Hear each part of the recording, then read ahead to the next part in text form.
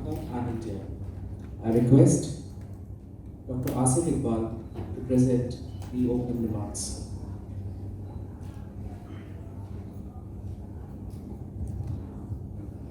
Welcome,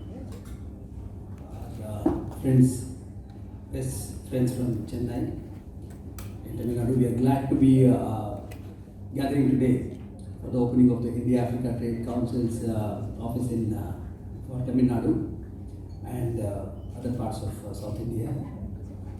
Today we have the pleasure of having Madam Ambassador, Her Excellency from Ethiopia. Thank you, Madam, for your valuable time in joining us today. The roundtable will be starting subsequent to this, and you will be getting more data and more inputs from Madam regarding Ethiopia and their relations. Our additional secretary also will be joining us in some time. The release has been given to you, and we would be glad to give you any kind of clarifications and questions that you might have. So this region of Tamil Nadu and in South India, we are very far from Delhi, and an extension of all the trade and commerce development for various cities of South India is being initiated by the office here, and we are hoping and looking for a lot of cooperation from our Ministry of External Affairs and also from the various embassies, and Madam Excellency from Ethiopian Embassy is giving us all the support for developing these trade relations and other social and cultural aspects of building and strengthening these bilateral relationships. So I would leave the floor to you to ask any questions that you might have. In the press conference, we are also joined by Mr. Chris Paul, who is spent 20 years in Africa and is the Vice Chairman of the India-Africa Trade Council. And he is also going to be a very rich resource on understanding Indian and African trade relations. He is here, and we finally have our host in Tamil Nadu, Mr. Ramakrishnan, who is going to be appointed director today of the India Trade Council office, the Africa Trade Council, specifically addressing the COMESA region, because Africa is a very big continent, a very big region, and we have divided into different zones, and so we have got the COMESA director, and he is going to be taking a lot of initiatives in building these multilateral relationships with different countries. And today our focus country is Ethiopia, and it's a very important country for us, for India. Therefore, we're going to be looking forward for all the support and for all the encouragement from Madam Excellency. I thank you very much, and I can allow you to take it forward. Mr. Moy, maybe you can take it forward. At first, good morning to all of you. I basically run a company called Corporate Clinic and also BRK Academy. Corporate Clinic is basically into consulting services, to niche consulting, basically merger acquisitions, fund syndication, private equity, etc. As part of the portfolio, we also handle corporates, which means that across industries we serve. That is one of the reasons why I was invited for the webinar which took place on November 30th. I was asked to make a presentation on COMESA, of Indian COMESA relationship. So I did the presentation, where I found that most of the African countries, between Africa and India, we have a lot of things in common. For example, the forest reserves as also the agri reserves, quite huge, which is not being tapped properly. That's what I feel. So that needs to be a focus for the first to start the relationship. Now, COVID, I think, is one of the key things that is happening in the world. In India, basically, we found that COVID did not affect people who have a good immunity levels, and those people who had a clean life, they were not affected. Disciplined food, not been affected. So most of the food what we take, particularly in South Indians, like our turmeric, garlic, all these are blended or added to the as a spice to these foods. So therefore, the immunity level has gone up very well. So therefore, most of this was not affected by the COVID. So that's one. The second, so which means agro-pharmaceuticals and nutraceuticals will be one of the focus areas in the relationship that I'm going to take it forward. And particularly from Tamil Nadu and Pondicherry and Kerala, I think all of us agree that we have focus on agro reserves. So, for example, I can tell you a few products which you are trying to introduce. For example, for the eye, vitamin A is a key component. It's a product called beta-carotene. Beta-carotene is chemically manufactured worldwide, but the same beta-carotene is available in blue green algae, which can be developed in lands in Kerala and Tamil Nadu. So these are very good substitutes for chemical products. So like this with African countries, particularly Comasian countries, we can definitely have a long way to go. And I am sure with the size of these two continents, subcontinent and the continent, I think we will take a very good space in the global map shortly. Thank you. Thank you, sir. Mr. Hoyt, members of the press, excuse me. The first thing you will recognize is that my skin is not either here nor there. But I can tell you that I have been living in Africa and African countries for 30 years before I made my home in India. And as it so happened, my first 2 years living in India were in Chennai. What it allows me to have is, having worked in around about 37 countries across the African continent, out of the 55 countries we have, is a good understanding of how things work or how they not work, what can be done and what should be done. It is also my opinion that whatever work is done between India and the African state is that the partners are to be of equal standing, that there is not one junior partner in it. The pluses are, of course, that both the countries of Africa, all are developing countries, and so is India developing countries. So it is not a sort of top-down kind of attitude, I think, that will be approached. That we have COMESA here joining us with an office in Chennai is also significant because the entrance to South India by sea is Chennai. And I look forward to be part of this incredible journey that is about to be undertaken more vigorously than ever before for bringing the African continent and the mystic India together. Thank you. Thank you. We are glad to be joined by Her Excellency Dr. Asif for organizing this special event, and also for the India-Africa Trade Council and the India Economic Trade Organization. As it has been said, India and Africa have had a long years relationship, and the relationship can be seen from both political, economic, and technical, and also diplomatic collaboration. And there are so many Indian who are living in different places in Africa, and among all the trade relation between India and Africa is increasing from time to time.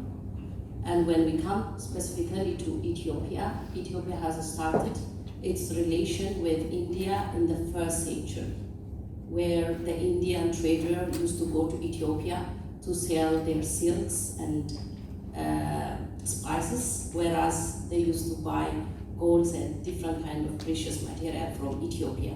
So this long years relationship has grown into a better diplomatic level, and Ethiopia is the first African country that has started established its embassy in India in 1994, in 1948.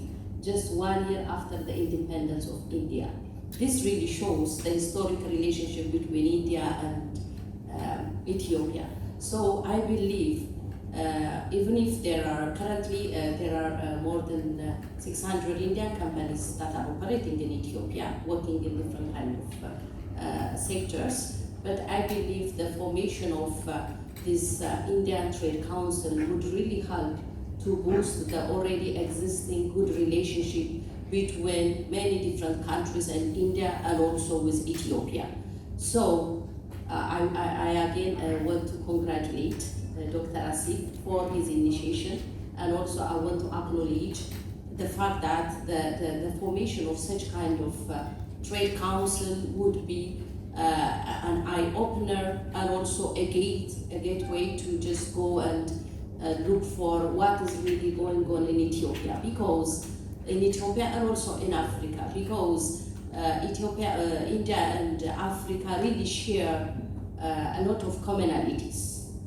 There are many things. You can call it in culture, you can call it in different kind of sentiments, relation, and also even the fight against colonialism and whatever kind of thing. So taking all this into consideration, the formation of such kind of trade council would really help to strengthen the relationship between Africa and India, and also specifically when we come to Ethiopia, since we still have a very strong relation with India, we want to use this initiative as a means to go into the second level, and thank you so much.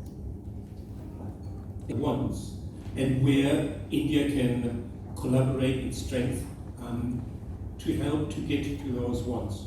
When you have a continent with 55 countries, there will be 55 different wish lists, and one needs to be very mindful and listen carefully and see how one can collaborate. It cannot go that it should not be rather that we go and say we will do this and this and this for you. It should be what is what. I think that's the best I can answer this question. My question was, which country of Africa has India has invested more as of now? Which country India has invested most? Well, if you look at Ethiopia, it's one of the strongest partners that we have on the grounds of agricultural cooperation, on the grounds of technical collaboration, and India's support, especially during the COVID times, has been very immense on the aspect of the health collaborations that we have made. Apart from that, if you look at the whole region as such, the Africa Free Trade Agreement that is launched in January 2021, which will be implemented by 2030, that is an action plan. So the whole region is going to be completely in line. Everybody has their own needs. That we have got neighboring countries next to Ethiopia. We have Djibouti. Djibouti has its own strategic relations with India. Ethiopia has its own relations with India. So Ghana has its own relations. Namibia, Zimbabwe. So just like Mr. Chris said, 54 countries. We all have important, different successful stories with all countries very equally as per the Tsunami. Thank you. Next question, please. Last year, the project of airport in Djibouti, for which the GMR had conducted meetings to build a private airport, and now we are finalizing aspects of post-COVID. A lot of plans that happened pre-COVID, are going to be altered, are being relooked at, and modified. So we are due to the economical aspects of how things are also happening. It's a global thing. So the 30-member delegation will comprise of visiting Ethiopia, Djibouti, and down we are going to go to Namibia, Zimbabwe. And how many of them are from Tamil Nadu? All of them, around 25 of them will be from Tamil Nadu, and we'll have around 5 from Hyderabad. Can you probably give us some names Of the companies? of the companies and individuals who are coming there? Yes, ma'am. We have a list, we can share that with you. Yeah, thank you. For example, traveling. And from GMR, we had a meeting with the CEO, so we don't know who they are going to delegate to visit and do the survey study. And India's assistance programs in the past with the credit lines have also been very influential in developing our friendship and relationship with these countries. Educational institutions, we are trying to look at institutions from Tamil Nadu who want to go to Ethiopia and who want to establish collaborations on the educational part.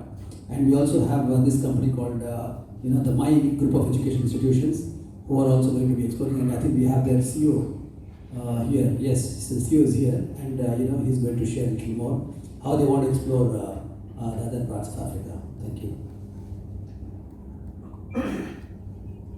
Any other questions? With the University of Namibia, and with Ethiopia we have spoken, and there are some companies in Ethiopia who have visited here, and I think Excellency just mentioned to me that their Deputy Prime Minister Madam is going to be visiting India, and during this COVID times, him visiting India is a very big step in establishing these relations. And of course we have the Ethiopian Airlines, which is the prime mover and shaker of the whole African story.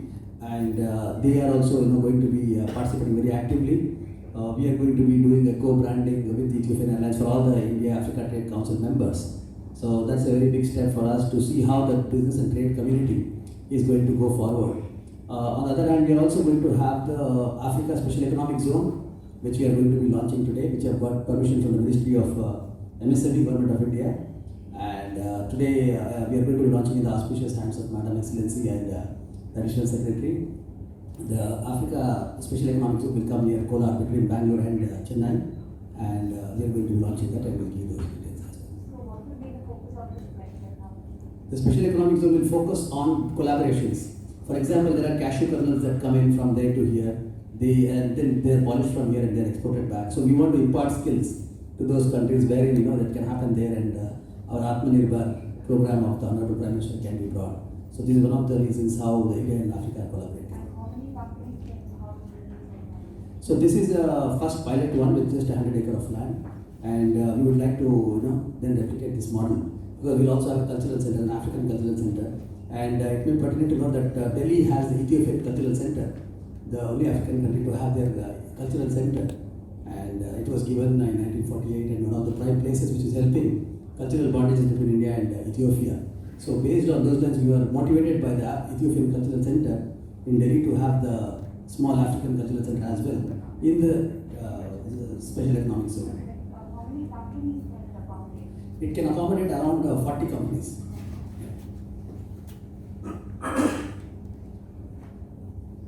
What are the trades between India? The date? Trade. Trade. Well, I can tell you the trade figures between 20 and 21, that India was exporting $117 billion of goods into Africa as a country. It's a very significant export of goods to Africa. It's in fact number 3 importer of goods to Africa. And it ranges from machinery to technology, to telecommunication, pharmaceuticals. Does that answer your question? Thank you. Sir, and also with regard to the staff firms that you're talking about over here, are you in talks with any staff firms in the Chennai region? No, Tata Motors is handling that. So we had a meeting with their, the overseas export division, Mr. Parman, who's initiating this, and we had a meeting already. And we have actually competed with Peugeot. That was what they wanted to buy. So now Tata has given a better option, so they are working on that. So no other staff firms? No, that's the only company we have worked with. Anybody in the electric space that could be? Electric vehicle space, we are getting somebody today, they are going to be here. They are called M Auto. They are from Chennai, so they are going to be here. I think Chennai government is also using those vehicles, and they will be here to address 3:30. They are part of our roundtable, and that's one of the leading South Indian companies. They want to go to Ethiopia, and tomorrow they are going to have one-to-one meeting with Her Excellency to understand what options are available and what are the necessary advisory that is needed for establishing this.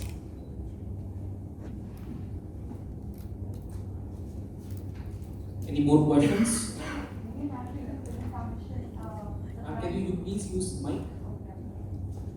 So this Indian African Film Commission, are we having plans to set up the commission in Chennai or any other location? No, we will have around 6 offices all over the country. Chennai will take care of working in Africa, agriculture. We have one, Mr. Moidu Bukhari here, who's into the mining sector. Yeah, he's here, Mr. Moidu from mining, and he's going to be exploring on that aspect, and he's the one who's also developing the special economic zone for the African special economic zone. Thanks. Sir, mic please. during this pandemic, any request from the African countries for the vaccine? Yes, sir. Yes, sir. Just day before yesterday, I think Madam will. I think she's going to address. They had a meeting with our foreign minister, and the vaccine diplomacy is in place. And I think she will be in a better position to say how if the Indian government is what we are supporting. Ma'am, I think maybe you should. Okay, thank you. It would have been good if Her Excellency Ms. Narma was there. She could have explained more. She's coming, yeah.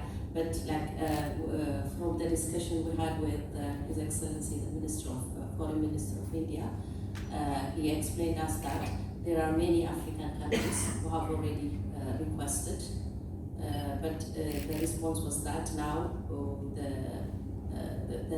they are going to disseminate first to Indians and then Indian neighbors, and then next, depending on the level of relationship and the request. So he explained to us that India is open to anybody who want to take that vaccine. So it's just a matter of following the procedure. But still the demand is there and the readiness to provide from India side is already there.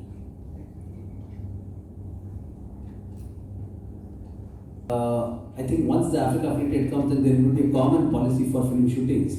Now we are going to be, we are expressed. I think we have got somebody from the Film Commission here who's going to answer you about Africa's thing. Mr. Wali, can you please talk about the initiatives of the Film Commission that India-Africa Trade Council has? So so the Film Commission that will be formed here as the India-Africa Trade Commission, also for the more specifically for the films.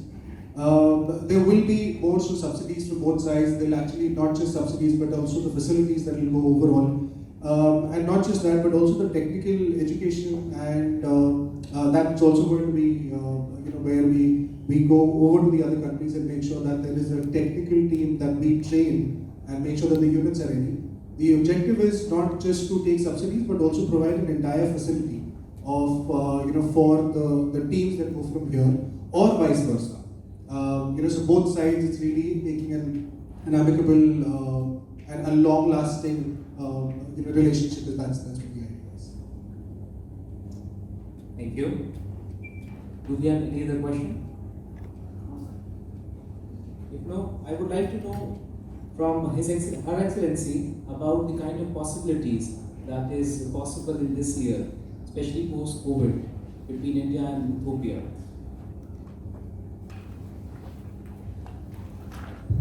Okay, thank you. It's really surprising to tell you that basically after the coming up of COVID, starting from especially March, almost all the trade relation with many countries has stopped.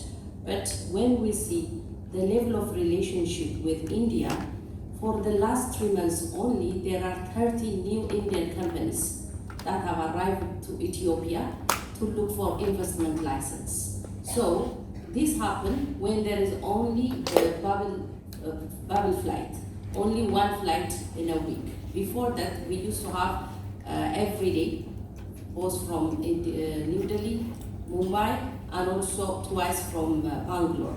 Nowadays, we have just a bubble agreement and flight just once in a week. Even within this condition, 30 new Indian companies have already went to Ethiopia for the last 3 months. So this really shows that there is a big interest from the Indian side to just work and collaborate with Ethiopia.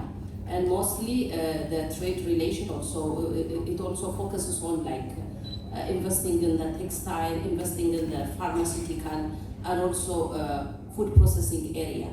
So if the things are like that at this moment, I believe when the vaccine would come and when everything become normalized, the relation will develop and it will increase into a higher level. Thank you, Excellency. My next question is to Dr. Ramakrishna. As you will be taking the charge of Chennai and Tamil Nadu and the other districts of Tamil Nadu, so what is your plan of action?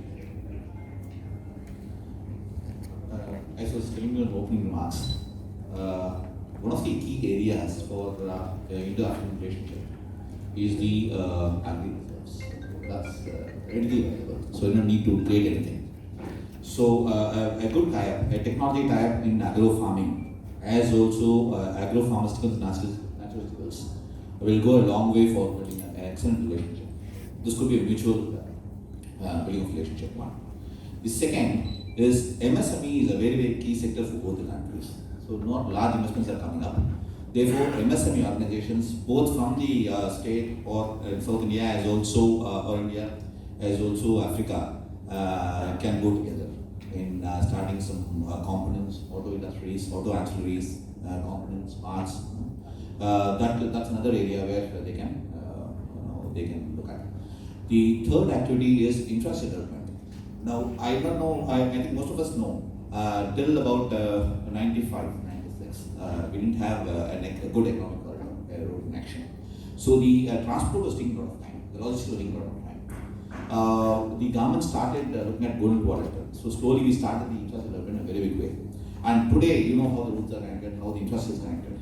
So something very similar to that, I think we can look at African infrastructure investments in a very, very big way.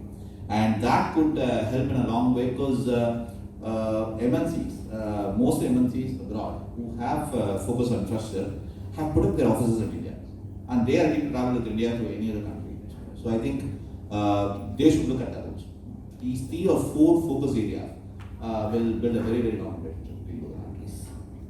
Thank you. Mr. Chris, as you mentioned about your experience with Africa, could you tell us your experience, something that you have learned would be beneficial for the India-Africa Trade Council? Right. Example. In the early 2000s, there was a shortage of a particular product called passion fruit concentrate, which was mainly coming out of South America. In a collaboration with my company, an Ivorian company, and a farmer group in the Ivory Coast, they planted passion fruit. The processor in the Ivory Coast concentrated it, froze it, and we took it to the Europort in Rotterdam and sold the concentrate. So what the example is basically how one can cooperate right with farmers, with manufacturers, and use one's link into the market with a finished product, which never existed before on the continent. All right. Dr. Iqbal, as you have mentioned about the delegations, and you have already taken many delegations to Africa, so any experience that is going to be beneficial for the coming up years? Well, they are the most friendliest and the warmest people that you will ever find. And I think whoever has not visited Africa, at least all the parts that I have visited, including Ethiopia, Djibouti, and other parts of Africa, we have always had a very warm and a friendly welcome.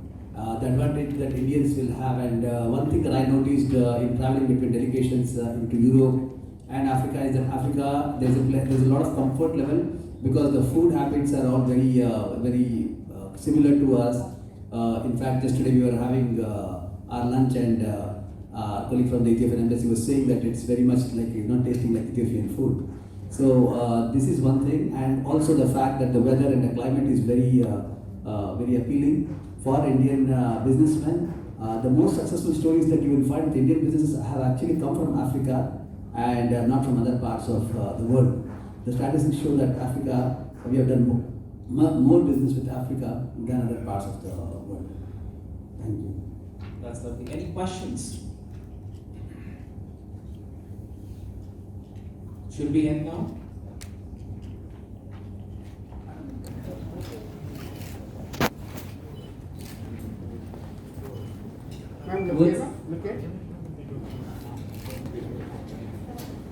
We are glad to be joined by Her Excellency Madam Ratna Malik, Additional Secretary Africa, Minister of External Affairs. We welcome you, ma'am.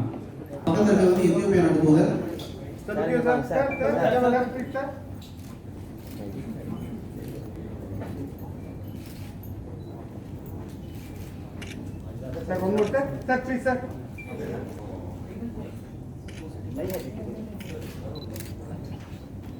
Madam Certificate also.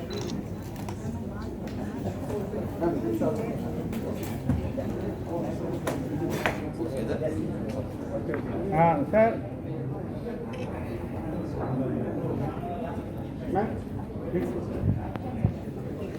India-Africa trade relations. There's no doubt about it that South India and the manufacturing here, the services, they provide an important component of India's exports to Africa, and in particular to Eastern Southern Africa. We have a special focus on this area today. And equally, one of the important things that link India with Ethiopia are our students. A large number of Ethiopian students come and study here in India. Of course, they study all over the country, but since so many good institutions are located in South India, so there too, this is an important and timely visit.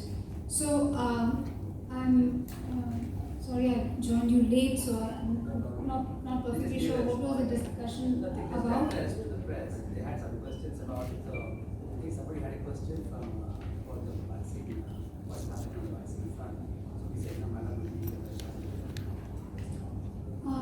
As a matter of fact, our External Affairs Minister, Dr. S. Jaishankar, met all the ambassadors of Eastern Southern Africa just 2 days ago, and we have discussed India's vaccine diplomacy.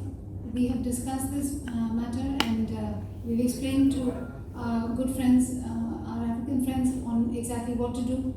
India will, of course, stand by Africa in this the issue of vaccines, as it has in every other matter, and the modality of ensuring access of Africa to our vaccines has been discussed. So our African friends are familiar with it. Our intention with our African partners too is to have the staggering in the same way that we are having it in our own country. That is to say that health workers and municipal workers and frontline workers should be given this vaccine first, and so accordingly we have requested all our partner countries to work out for themselves the quantum of vaccines that they will need right at the beginning, and to communicate it to us, and so that we can clear their export. As you may be aware, Government of India currently requires to allow or certify the export of the vaccines, and Dr. Jaishankar has explained the two different vaccines that are available, the different modes of keeping them. One needs more refrigeration, one needs less.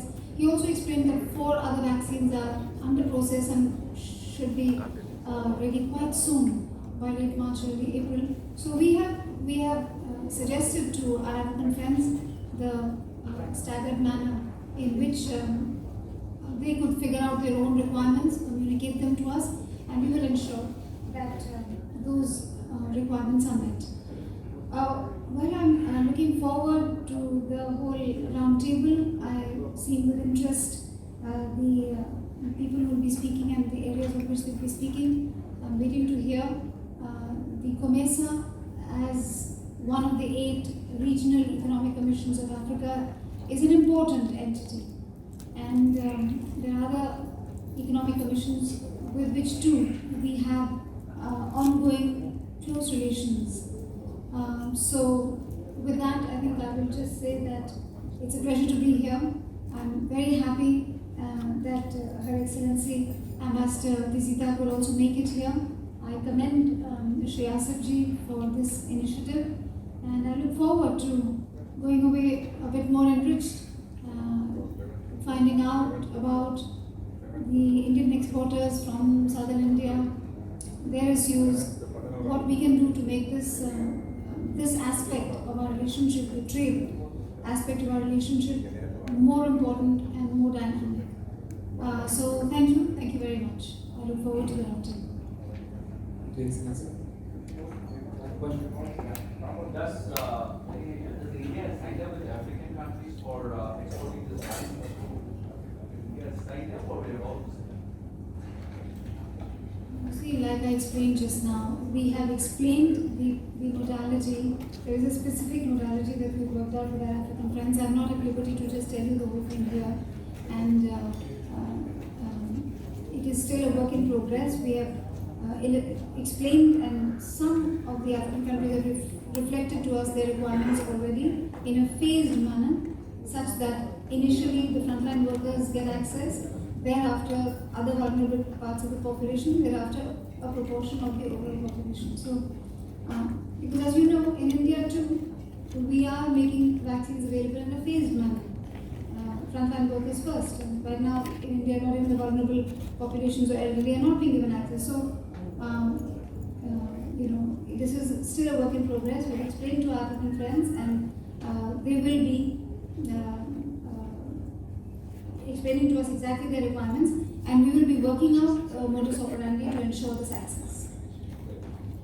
Thank you so much. And now we close the press conference session so that we can move ahead to the round table.